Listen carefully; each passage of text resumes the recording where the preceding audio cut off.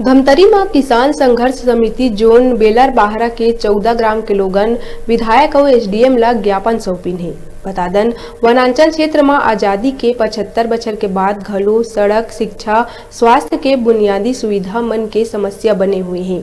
वनांचल के सैकड़ों ग्रामीण मन 9 सूत्री मांग लले के ज्ञापन सौंपे हैं। ग्रामीण मन के कहना है कि समिति द्वारा कई बार मांग करे जा चुके हैं, एकर निराकरण आज तक नहीं करे गए। मांग पूरा नहीं होए में ग्रामीण मन चक्का जाम और उग्र प्रदर्शन के चेतावनी दिए है।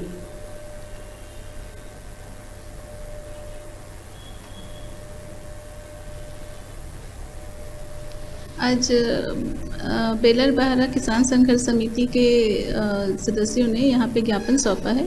कुल उनकी 9 सूत्री मांगे हैं। उनका कहना है कि उस क्षेत्र की बहुप्रतीक्षित मांग है। लगातार उनके द्वारा मांग किया जा रहा था, जैसे कि अपना सोंडूर डैम का विस्तार करने को लेकर के है।